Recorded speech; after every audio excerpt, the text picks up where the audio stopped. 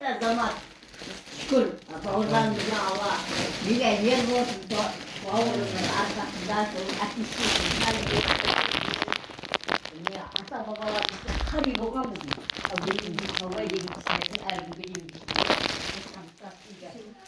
bir de Almatı'da barınaktan kuyuncerin abucunun yer çok size batalma gittiydi.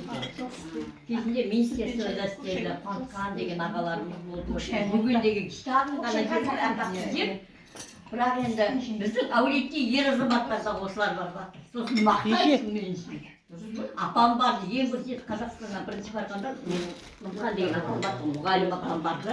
91 жылдары ма, Қазақстанның егемендік алған ең бірінші Қазақстаннан барған қажылардың арқасында сол кісілер ол кезде қиын облаки бар дейміз, аққұмнан жандарында КМБ-ның адамы жүреді.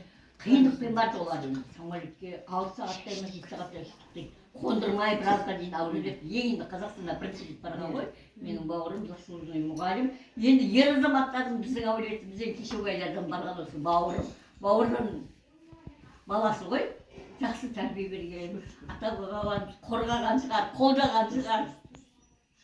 Апаларым үйге кетіп қалды ғой енді. Қаз болып келген, ең бірінші барып келген қаз болды ғой, қазір Теңсайда жатыр.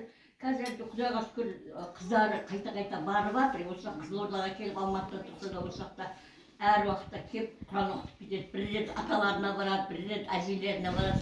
Енді осы жолы естігенде мен қуандым. Алла тағала бауырдан миллионер болсын, мәрт болсын, сағындық әке сияқты. Жаңа менің әкем соғысқа, үш соғысқа қатысқан аман есен дегенде сонда айтатын. Апта сайын басып түсек, неге түсеңіз? Бүгін ана соғыстан біреуін көрдім. Командирім деп жатыр, анау деп жатыр. Мен соғыстан әшейін аман келген жоқпын. Мен Алла тағала қорғады, қолдады. Сол жаңағы бір әулеттен 3 ағайынды жігіт бүгін. Бір әулетте 10 баласы бар, 10-да қырылып соғыстан қайтпағандары бар да, біздің жаңағы менің әкемнің 2 бауыры, 3-еуі аман келген соғыстан. Бір жер жараланбаған ғой, бірақ аяқ қолдары сау бүтінге келді.